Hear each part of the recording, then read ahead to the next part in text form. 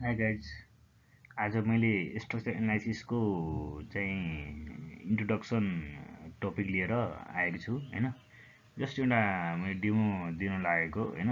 हजुरलाई मन पर्यो भने होइन हामी कन्टिन्यू हामी फर्दर अगाडि टपिकहरू ल्याउने छौँ होइन। त्यसको लागि हजुर चाहिँ मन पर्यो भने हजुरहरू थम्सअप सेयर र सब्सक्राइब गरिदिनु होला होइन। लाइक एन्ड थम्सअप पनि गरिदिनु होला होइन। अनि जति सेयर हजुरहरू गर्नुभयो होइन हामीलाई पनि त्यति नै भिडियोहरू बनाउन सजिलो हुन्छ अनि मन पराउनु पर्छ होइन। त्यो हिसाबले हामी अगाडि स्टेपहरू हजुरको डिमान्ड अनुकूल होइन, नत्र मैले चाहिँ आफ्नो हिसाबले होइन कन्टिन्यू होइन स्टेप बाई स्टेप होइन जुन युनिटीहरू हुन्छ होइन सबै युनिभर्सिटीको समेटेर होइन, जहाँ पोखरा युनिभर्सिटी भयो, पुल्चोक भयो होइन, त्रिभुवन युनिभर्सिटी भयो होइन, मिड वेस्ट युनिभर्सिटी भयो होइन, हामी पूर्वाञ्चल युनिभर्सिटी भयो होइन, लुम्बिनी युनिभर्सिटी भयो होइन, सबै युनिभर्सिटीको मैले चाहिँ के गरेँ, मैले सिलेबस समेटेर होइन एउटा मैले स्ट्रक्चर एनालाइसिसको मैले चाहिँ पुरै सिलेबस कभर गरेर होइन म भिडियोहरू कन्टिन्यू बनाउँछु होइन। तर हजुरहरूको चाहिँ साथ चाहिँ भयो भने हजुर मैले कन्टिन्यू अगाडि सम्म गर्छु। Thank you. अब हामी अगाडि बढौँ। आज हिस्टोरिकल डेभलपमेन्ट अफ स्ट्रक्चर सिस्टमको बारेमा हामी बुझ्न गइरहेछौँ। Historical development of structural system के छ होइन, त्यसको हामी बुझ्न गइरहेछौँ।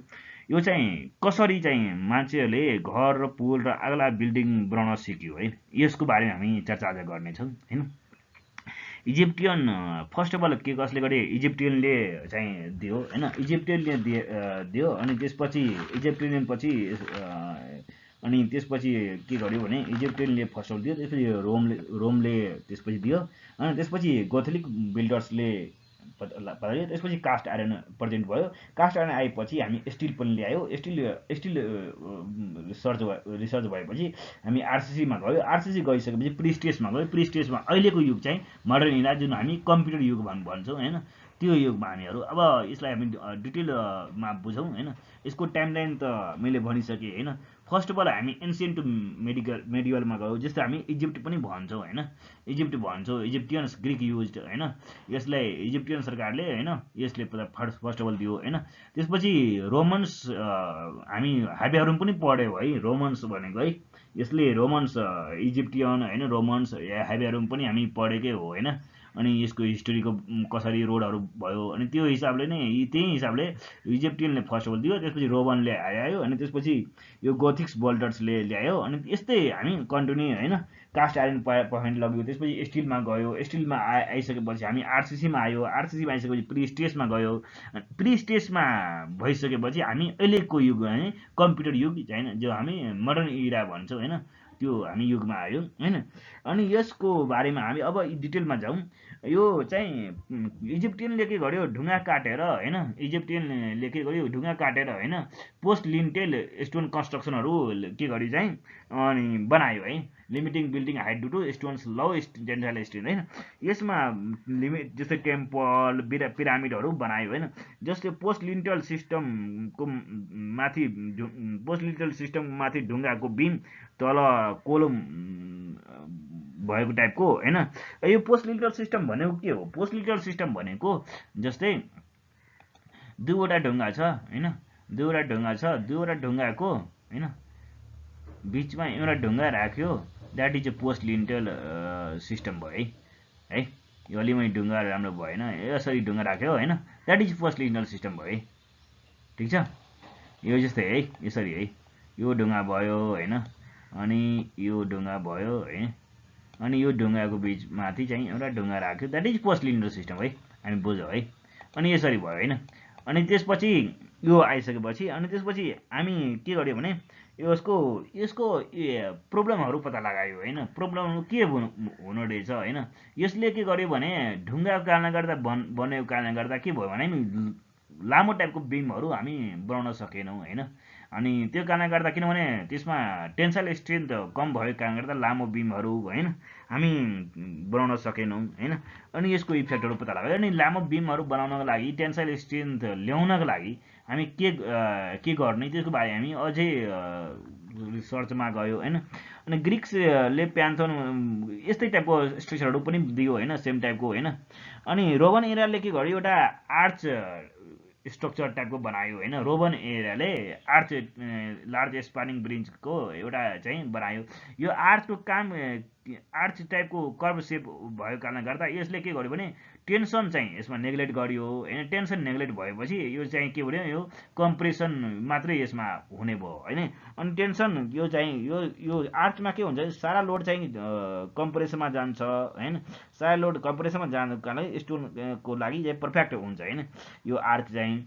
अब यसको यस्तैबाट चाहिँ आर्चमा हामी डोमहरू पनि बनायो होइन, डोमहरू डेभलप गर्यो। रोमन्सले डोमहरू पनि डेभलप गरेछ होइन।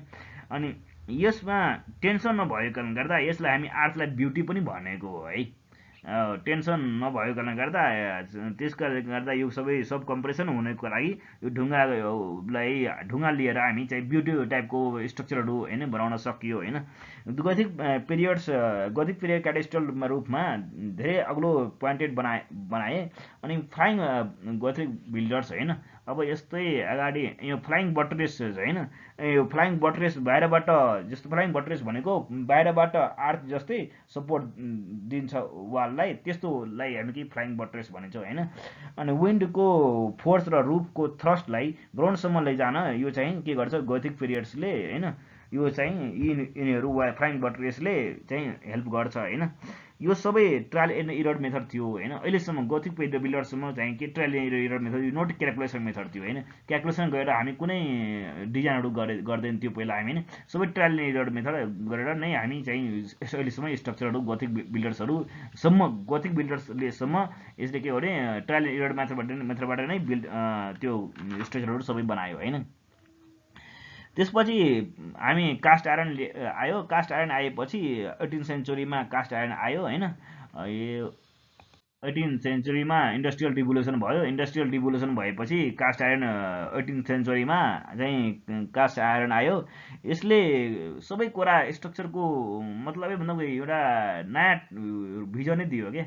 अनि यसले के गर्यो भने स्यालो बिम र कम्प्याक्ट कोलमको अब लाइट स्ट्रक्चर बनाउन सक्यो। कास्ट आयरनबाट हामी चाहिँ लाइट स्ट्रक्चरहरू होइन बनाउन सक्यो। अनि त्यसपछि यसका स्क्रैपर्स पोसिबल हुने भयो कि। अनि यसका स्क्रैपर्स पोसिबल हुने भयो। 1920 सेन्चुरीमा फेरि के गर्यो भने होइन बियरिङ वाल अब नचाहिने भयो होइन। अब यो चाहिँ लाइट स्ट्रक्चर भयो। कास्ट आयरन आएपछि यो बियरिङ वाल हामी कास्ट आयरन टाइपको लाइट वेट टाइपको स्ट्रक्चरहरू बनाउँदाखेरि हामी कास्ट आयरन युज गरेर जुन चाहिँ हामी के बियरिङ वाल दिनु पर्थ्यो नि स्टोनमा, त्यो चाहिँ बियरिङ वाल नदिएर पनि हुने भयो। यो ओपन फ्लोर प्लान पोसिबल पनि हुने भयो क्या। यसमा कास्ट आयरनको युज गरेर हामी ओपन फ्लोर प्लान स्ट्रक्चरहरू पनि बनाउन सक्यो है। अनि स्टिल आएपछि टेन्साइल र कम्प्रेसन दुवै स्ट्रेन्थ पायो होइन। अब यो कास्ट आयरन पनि आयो होइन। अनि स्टोनबाट हामीले के पायो, कम्प्रेसिभ पायो। कास्ट आयरनबाट टेन्सन पायो भने स्टोनबाट के भयो भने कम्प्रेसिभ पायो होइन, कम्प्रेसिभ स्ट्रेन्थ पायो। अनि दुवै स्ट्रेन्थलाई हामी मर्ज गरिदियो भने दुवै एलिमेन्टलाई हामी एउटै ठाउँमा एलिमेन्टलाई राखिदियो भने दुवै हामी पाउने भयो होइन। अनि दुवै पाउने भयो भने त्यहीँबाट हामी स्क्रैपर्सको जन्म उत्पत्ति भयो है। जन्म भनौँ उत्पत्ति भयो होइन। अनि त्यसपछि हामी इफिल टावरहरू होइन 1920 सेन्चुरीमा इफिल टावर्सहरू लङ स्पानको होइन फ्रेन्च इन्जिनियरले 1889मा चाहिँ रक्ड आयरनहरू युज गरेर बनायो। जुन कि इफिल टावर जसको फिट चाहिँ 984 फिट अग्लो, जुन त्यो टाइमको लागि सबभन्दा हाइस्ट स्ट्रक्चर थियो है। यसले ट्रायङ्गुलर सेपमा बनायो। ट्रायङ्गुलर सेप बनाउनको लागि किन बनायो भने विन्ड लोडलाई रेसिस्ट गर्नको लागि यो ट्रायङ्गुलर सेप दियो होइन। अनि त्यो कारण इफिल टावर्सको विन्ड लोड रेसिस्ट गर्नको लागि दियो। अनि त्यस्तै हामी रेनफोर्स्टमा आयो। रेनफोर्स्ट कङ्क्रिटहरू बनायो। रेनफोर्स्ट कङ्क्रिटमा आयो। रेनफोर्स्ट कङ्क्रिटमा आएपछि हामी के भन्यौँ भने त्यसपछि यो हाम्रो कङ्क्रिट भनेको त्यही हो, कम्प्रेसन हो, राम्रो हुन्छ। अनि स्टिल टेन्सन भनेको के हुन्छ, विक हुन्छ टेन्सन। कङ्क्रिटमा के हुन्छ, टेन्सन विक हुन्छ भने कम्प्रेसन के हुन्छ, गुड हुन्छ नि, राम्रो हुन्छ होइन।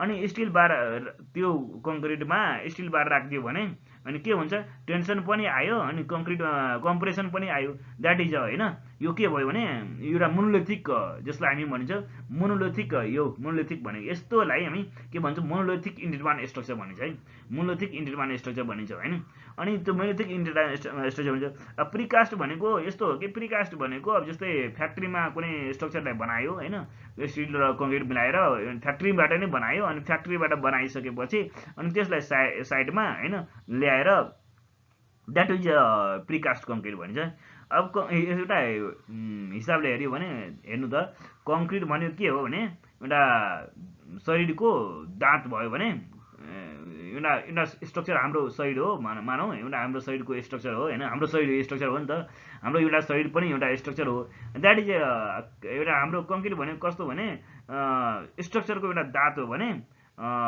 हाम्रो शरीरको मेन चाहिँ के भयो भने हड्डी चाहिँ के भयो द्याट इज के भयो जुन बोन हामी भन्छौँ नि त्यो बोन के भयो हाम्रो एउटा चाहिँ स्टिल जस्तै भयो नि त हैन रेनफोर्समेन्ट जस्तै भयो नि हो किनभने त्यो त्यही बोनमा नै सबै के हुन्छ सबै कुरा त्यो निर्भर हुन्छ हैन त्यो कारणले गर्दा यो स्टिल हाम्रो स्ट्रक्चर यो बोन र यो के भन्छ हामी कङ्क्रिट भनेको ती जस्तै यो मसलहरू हैन त्यो अर्गानिजहरू हैन द्याट इज कङ्क्रिट बुझ्दा हुन्छ अब त्यस्तै हामी यो इजिङ टर्ममा बुझ्यो भने कङ्क्रिट भनेको सिमेन्ट स्यान्ड हैन सिमेन्ट स्यान्ड वाटरहरूबाट हैन जुन बनाउँछौँ द्याट इज स्टोनहरू मिलाएर हैन त्यस्तोलाई हामी कङ्क्रिट भन्छौँ भने अनि त्यो कङ्क्रिट भनेको त्यो कङ्क्रिट स्टिल भनेको कास्ट आयरनहरू हैन माइल्ड स्टिलहरू भयो भने HOSD बाट डिफ्रेन्ट टाइपको यसले स्टिलहरू आएछ हैन त्यसपछि त्यो दुवै चाहिँ मिलाएर एउटा के भने पर्फेक्ट स्ट्रक्चर चाहिँ हामी बनाउन सक्छौँ हैन त्यो दुईवटा मिलाएर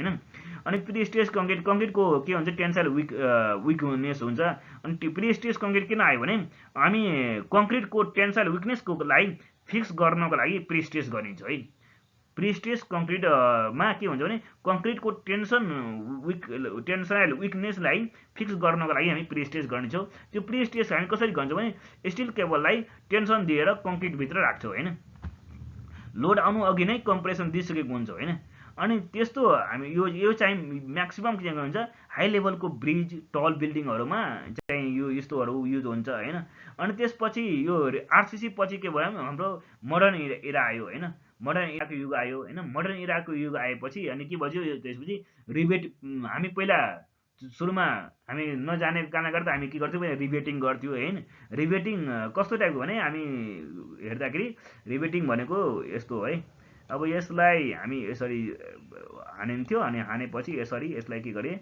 यसरी गरिदिन्थे हैन माथिबाट फेरि किला हानिन्थ्यो यसरी हैन यसरी हानिन्थ्यो अनि यसलाई यसरी गरिदिन्थ्यो है अनि ह्यामर गएर हैन यसरी गरिदिन्थ्यो हैन यसरी हैन द्याट इज रिबेटिङ भयो है यसरी किला हानेर हैन माथिबाट किला हानिन्थ्यो अनि त्यो हामी के हुन्थ्यो यसरी हामी यसलाई क्रप गरिदिन्थ्यो द्याट इज रिबेटिङ भयो है यो चाहिँ के हो रिबेटिङ हो है सरी है यो चाहिँ के भयो रिबेटिङ है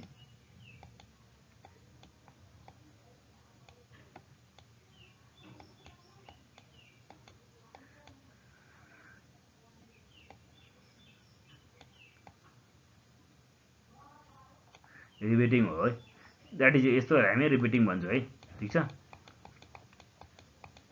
अनि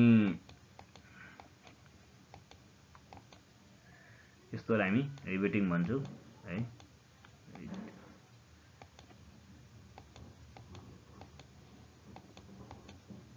अलि लङ भिडियो नहोस् भनेर हामीले चाहिँ सर्ट भिडियो बनाउन लागेको अनि त्यसले फास्ट अलि भयो जस्तो लाग्यो है फास्ट भयो भने अर्को पठाएपछि हामी अझै स्लोली हामी पढाउनेछौँ अहिले चाहिँ अनि मोडर्न इरामा के भन्यो रिबेटिङलाई के गर्यो भने हैन अनि त्यसपछि रिप्लेस गर्यो रिबेटिङको रिप्लेस गरेर अनि वेल्डिङ ल्यायो वेल्डिङ भनेको कस्तो भने दुईवटालाई हामी यस्तो जस्तै दुईवटा यहाँबाट ल्यायो एउटा स्टिल यहाँबाट आयो हैन अनि बीचमा चाहिँ हैन त्यो के गरे एउटा हल्का हैन त्यो